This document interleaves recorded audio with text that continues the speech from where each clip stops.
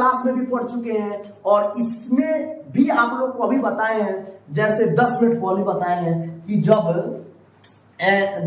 ये क्या होता है, जब द्रव्यमान संरक्षण सिद्धांत बताता है कि तत्वों को ना तो सृजन किया जा सकता है नहीं उसका विनाश किया जा सकता है, तो फिर तो बैलेंस करना जरूरी है। बैलेंस नहीं कीजिएगा तो आपका इक्वेशन गलत हो जाएगा, क्योंकि जितना तत्व इधर होना चाहिए परमाणु की संख्या उतना तत्वों की परमाणु की संख्या इतना होना चाहिए, जितना अणु की संख्या इतने यहाँ होना चाहिए उतना अणु की संख्या होना। तो अणु और परमाणु क्या है, तो 9th क्लास के चैप्टर में आप लोग पढ़ चुके हैं, अणु किसे कहते हैं, परमाणु किसे कहते हैं। आइए थोड़ा सा बता देते हैं। यह क्या हो गया, अणु हो गया, और नीचे वाला क्या हो गया, परमाणु हो गया।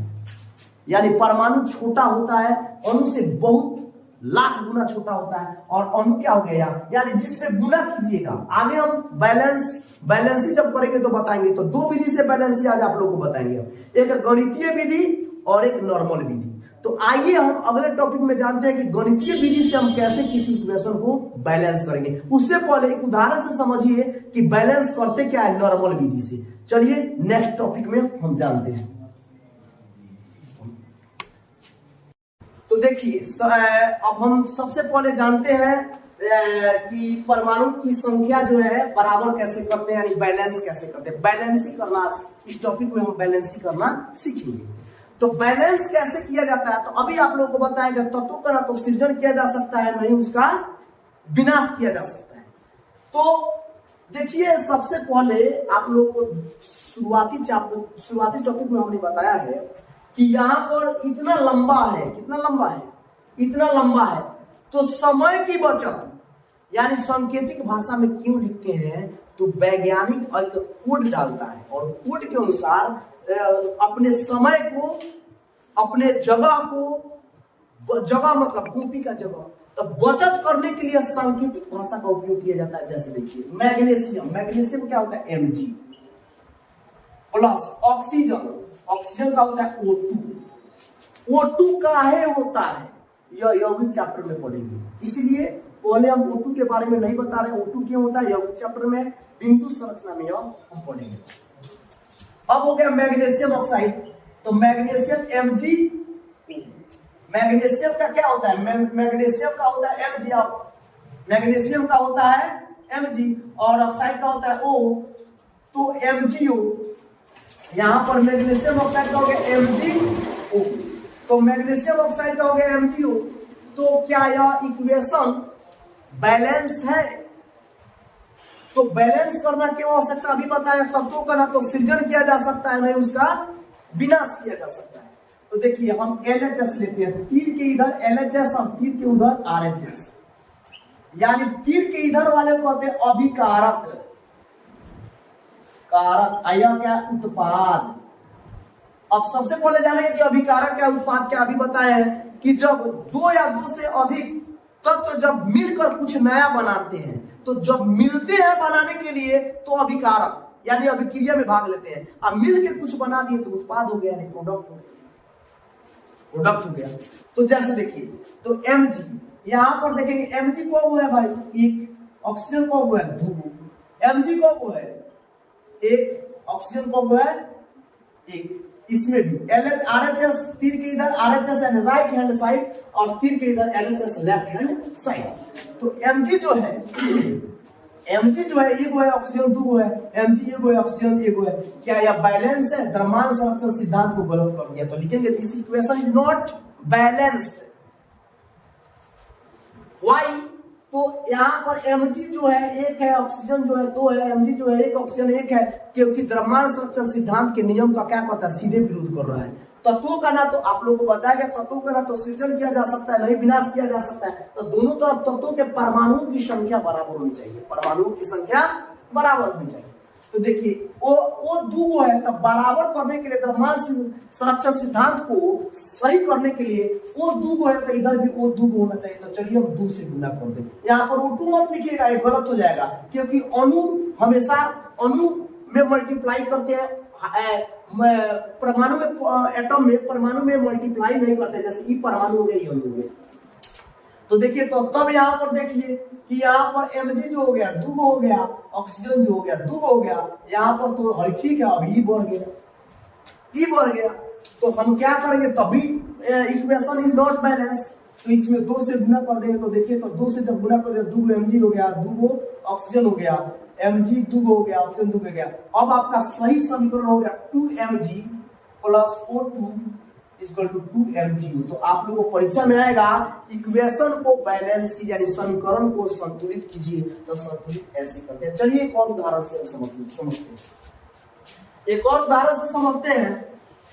ऐसे आगे जो क्वेश्चन होगा हम बारी बारी से समझा दिए हैं, बारी बारी से हम सबको क्या करेंगे, एक बार पुनः हम आप लोगों को पूरा लगभग 15-20 क्वेश्चन के जरिए आप लोगों को समझाएंगे। ऐसे समझाने के लिए 2 उदाहरण दिए हैं। जास्ता का सूत्र होता है जिंक यानी जास्ता यानी जेड।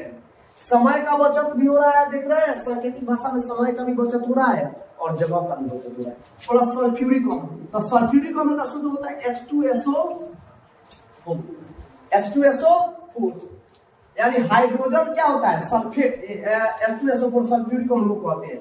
जिंक सल्फेट, अब देखिए जैसे मान लीजिए कि आपको जिंक सल्फेट लिखना है, जिंक सल्फेट एक बार फिर दिखा देते हैं, जैसे कि आपका स्क्रीन पर दिखाया गया था बैलेंसिंग, उसको याद करना जरूरी है। तो जिंक का उसमें देखिए, जिंक का जो है Zn होता है, सल्फेट का SO4 होता है, जिंक का जो है, जिंक का कितना होता है इक्वेशन बैलेंस, एक सल्फेट का क्रॉस मल्टीप्लाई गुना कीजिएगा तो ZnSO4 आप प्लस हाइड्रोजन तक H2। ठीक है, तो अब आते हैं, अब यह आपका क्या हो गया, समीकरण हो गया। अब इसको संतुलित कैसे करेंगे, तो सबसे पहले देखेंगे संतुलित है कि नहीं। तो LHS यानी अभिकारक में देखिए Zn एगो है, H को वो है, 2 है, S को वो है, एगो है, कहिएगा SO4 सब लिखे। तो अभी आप लोग को बताए हैं कि कैपिटल अगर दोनों होते हैं, यहाँ पर 2 तत्व है, कैपिटल 2 हो तो 2 तत्व है, और कैपिटल के बाद जस्ट स्मॉल आ जाए, जैसे आप लोग का हो जाएगा क्लोरीन, तक C और L क्या हो गया, L स्मॉल हो गया, हीलियम H कैपिटल होगा, E स्मॉल हो गया, तो एक ही तत्व है। तो यहाँ पर S और O दोनों कैपिटल में है, तो यहाँ पर 2 तत्व है, तो S हो गया A और ऑक्सीजन क्या हो गया, 4 हो गया। यहाँ पर आते हैं, Zn हो गया एगो, हाइड्रोजन हो गया 2, क्योंकि सामने सामने लिखिएगा तो समझ में आएगा, इसलिए इस H के सामने H, S के सामने S एगो है, O को वो है, यहाँ पर 4 है। क्या इक्वेशन ही बैलेंस है जी, देखिए तो एकदम बैलेंस है। ऑक्सीजन 4, 1 2 2 1 यानी यह इक्वेशन क्या है, बराबर है। अगर इक्वेशन बराबर नहीं होता तब क्या करते, तब तो वही प्रक्रिया फिर जैसे हम बराबर किए यहाँ पर वैसे करना होता। आगे हम और आप लोगों को बताएंगे, लगभग 15-20 को इस प्रकार बताएंगे। आइए दूसरा टॉपिक हम जानते हैं, दूसरा टॉपिक जानते हैं, जानने की कोशिश करते हैं। अब तो हो गया सिंपल विधि, अब आइए सीखते हैं हम लोग गणितीय विधि, यानी बैलेंस करने की गणितीय विधि। तो नेक्स्ट टॉपिक में गणितीय विधि।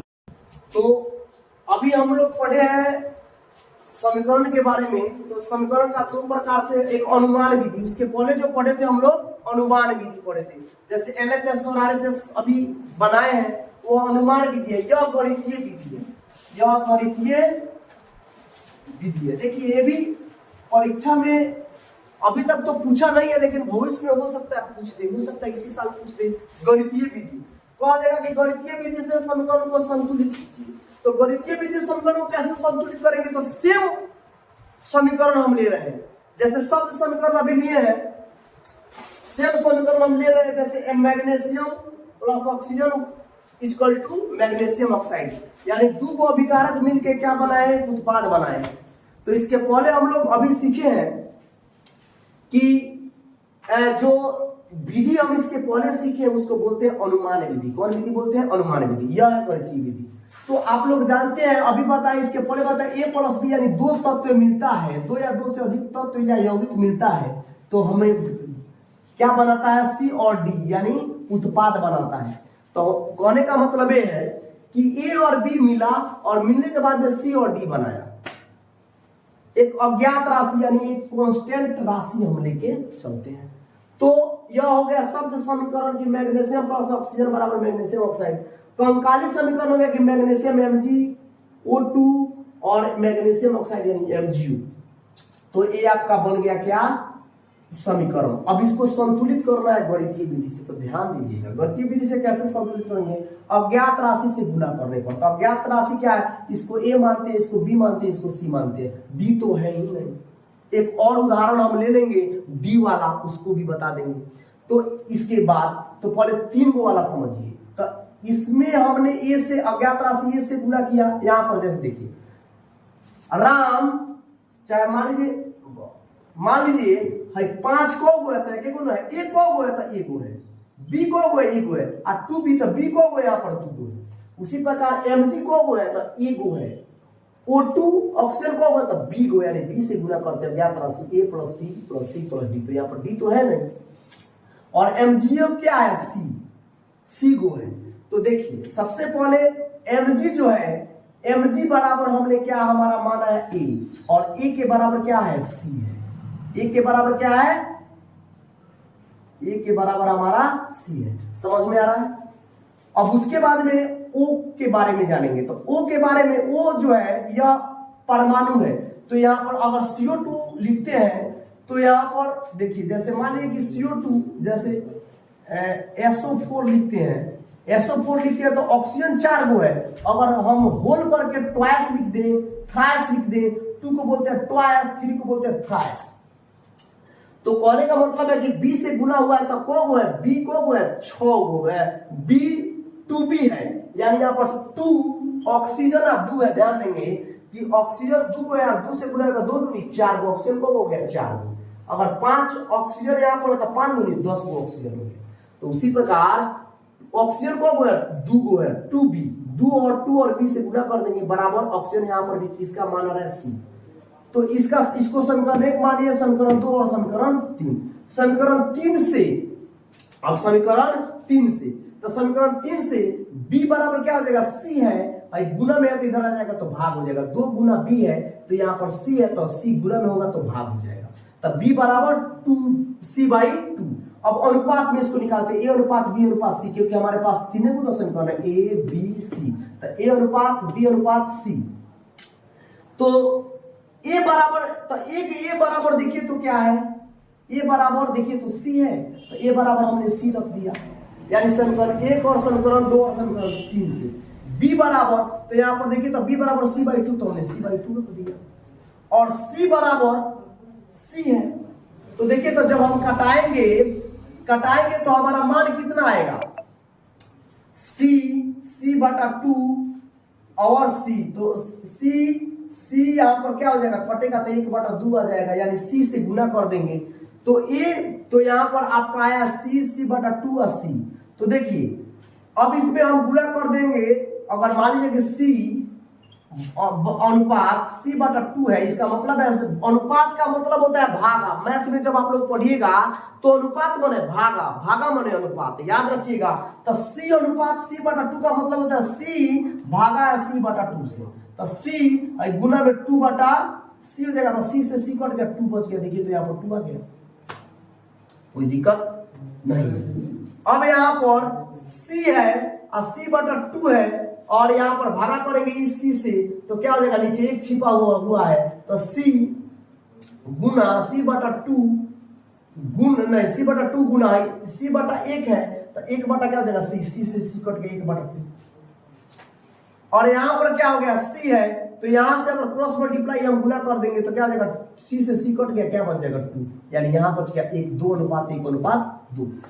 अब समीकरण में a b c और c का मान हम रखते हैं। तो a b और c का मान रखते हैं, मैथमेटिक्स का क्वेश्चन है, मैथ में अनुपात आप लोग पढ़ेंगे तो समझ में आ जाएगा। तो अब समीकरण 1 में a b c का मान रखते हैं, तो समीकरण 1 हमारा यही ना है, तो a का मान कितना आया है, देखिए a का मान हमारा आया है, a का मान आया कितना 2, तो 2 लगा दिए।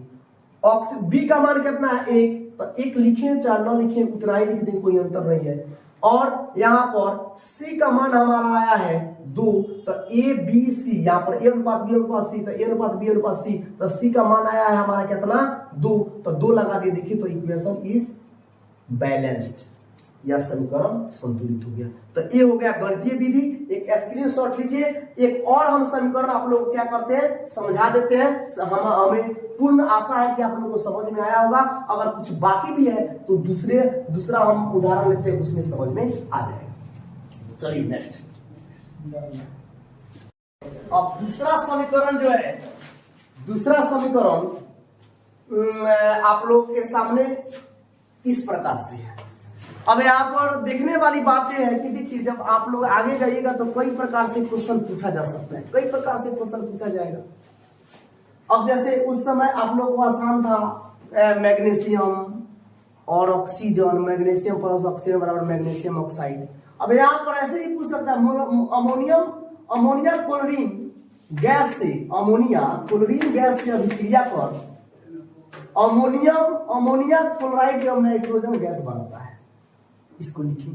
तो इसको सबसे पहले अपने भाषा में लिखे शब्द समीकरण, यानी अमोनिया प्लस क्लोरीन गैस, तो क्लोरीन हो गया।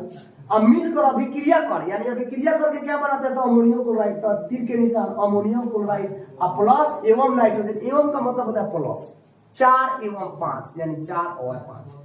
तो जैसे अमोनियम क्लोराइड प्लस नाइट्रोजन। अब इसको शब्द समीकरण कैसे लिखेंगे, अमोनिया का सूत्र होता है NH3, क्लोरीन का Cl2, अमोनियम क्लोराइड, तो अमोनियम क्लोराइड का NH4 और क्लोराइड का Cl, इस दोनों का एक होता है अपना, क्या हो जाएगा, क्रॉस मल्टीप्लाई गुना कीजिएगा तो NH4Cl हो जाएगा, और नाइट्रोजन का N2। अब जैसे उस समय 3 गो ज्ञात राशि लिए थे A B C, यहाँ पर 4 गो ज्ञात राशि लेंगे। ध्यान से देखिए, 4 गो ज्ञात राशि लेंगे। कौन कौन, क्योंकि 1 2 3 4 गो है हमारे पास, 4 गो तत्व और यौगिक की संख्याएं हमारे इस समीकरण में 4 गो है। तो 1 2 3 4 यानी लिखेंगे A B C D, यानी अज्ञात राशि A B C D से गुना करने पर। तो पहिलका में A, तो A से गुना की NH3, दूसरका में B, तो BCl2, तीसरका में C, तो A B C से गुना किए तो C NH4Cl, एक बार छूट गया पर Cl प्लस D N2। अब इसको देखें तत्वों के आधार पर, जब इसको अलग अलग करेंगे तो नाइट्रोजन का वो है, नाइट्रोजन क्या है, A है, A। तो A के बराबर क्या है, अब देखेंगे कहां कहां नाइट्रोजन है, इसमें है और इसमें है। तो दोनों में नाइट्रोजन है, तो हम लिखेंगे C प्लस D। एक बार फिर से ध्यान देंगे, नाइट्रोजन यहाँ पर एक गो है, यानी नाइट्रोजन एक है, इसमें नहीं है तो इसको नहीं लेके चलेंगे। इसमें देखेंगे नाइट्रोजन दोनों में है कि नहीं, तो दोनों में, तो दोनों को लेंगे ना, C है B D है। C जो है N से भी गुना होगा, H से भी गुना होगा और Cl से भी गुना होगा। ध्यान रखिएगा, एक बार फिर से साफ इसको लिख देते हैं। C से गुना किए NH3Cl यानी अमोनिया क्लोराइड, तो N भी C से गुना होगा, H भी C से गुना होगा, Cl भी C से गुना होगा। जैसे 2H2SO4 का मतलब होगा, ये 2 जो है 2 दूनी 4 गो H है। ध्यान रखिएगा, S का वो है 2 गो है, O का वो है 4 दूनी 8 गो। इसके पहले अनुमान विधि पढ़े तो यह है गणितीय विधि। तो यहाँ पर N बराबर को A और A के बराबर है, A के बराबर का मतलब इधर Cl हो गया।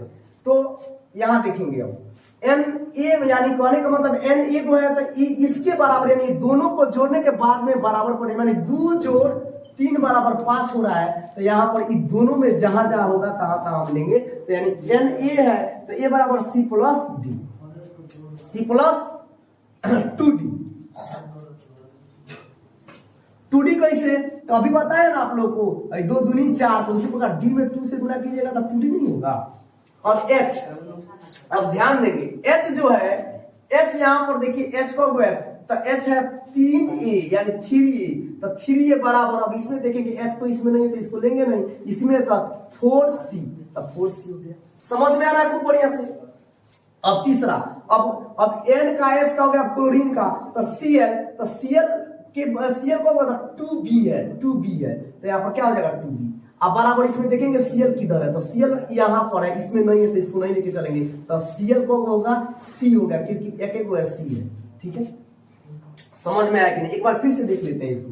जैसे H जो है तो C4 ना है जी, 4C ना है, यानी 4 से C में, एक बार फिर से यहाँ देखेंगे H2SO4 है, तो इस प्रकार से देखेंगे, अगर दो यहाँ पर है गुना है तब H को है 2 दूनी 4 गो है, S को है 2 गो है, O को है 4 दूनी 8 गो है। अगर इसी प्रक्रिया से 2 के जब A कर देते हैं तो H हमारा कब होगा 2A होगा, 2A। S कब होगा तो 2A, O कब होगा तो 4A।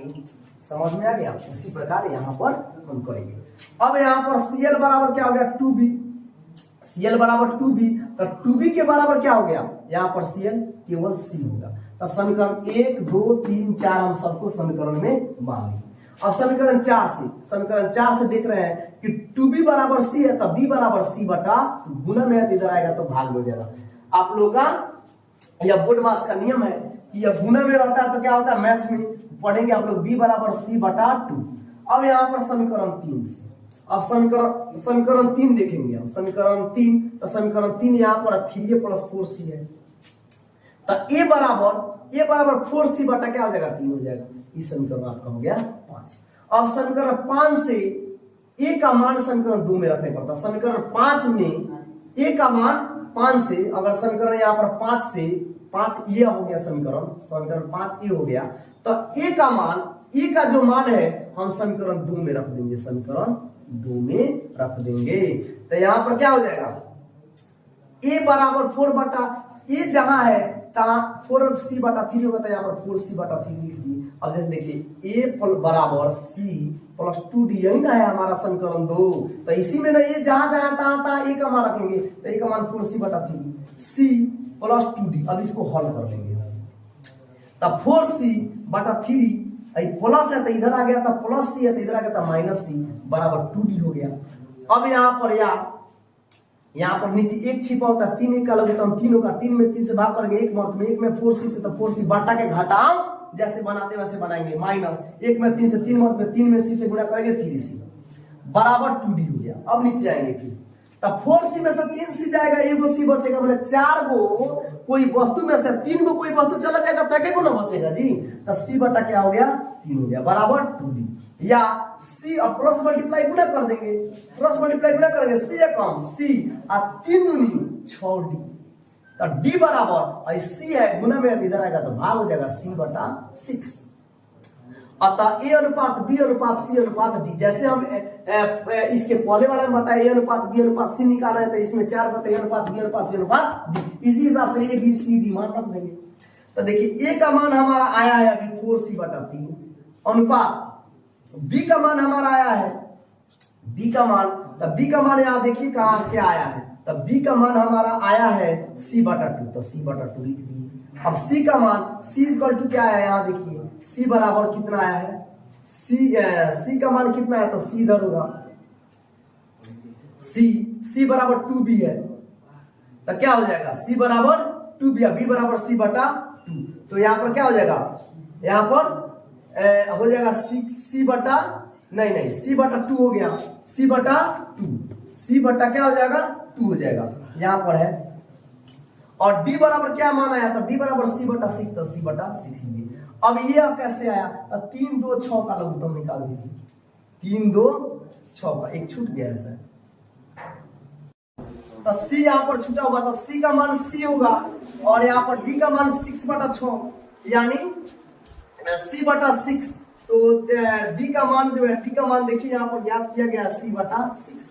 अब देखिए, अब जो है इसको हम कैसे ज्ञात करेंगे, तो C कॉमन हो जाएगा, खत्म हो जाएगा, 4/3 1/2 या 1 है, और यह C/6 के जगह पर 1/6 हो गया। अब सबका लघुत्तम निकाल दीजिए, तो सबका लघुत्तम देखिए निकालिएगा, तो 3 2 1 6 का लघुत्तम कितना हो जाएगा 6 हो जाएगा, 3 गुना 6 4 दूनी 8 2 तिहाई 6 3 1 6 में 6, और यहाँ पर 6 कम 6 8 अनुपात 3 अनुपात 6 अनुपात 1 1 बटा 6, यहाँ पर क्या हो जाएगा 8 अनुपात 3 अनुपात 6 अनुपात 1 8 अनुपात 3 अनुपात 6 अनुपात 1। अब इसको ABCD में मान हम पुट कर देंगे, तो यहाँ पर देखिए ABC तथा D के मान समीकरण 1 में देने पर, यानी 1 में रखने पर, putting the value of equation first A B C and D, value of A B C and D।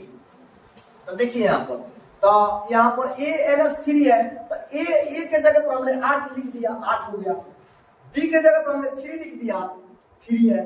सी के जगह पर देखिए हमारा सी के जगह पर क्या हो गया, सी के जगह पर NH4Cl है, तो NH4Cl के जगह पर 6 आया था, 6 से गुणा कर दिया।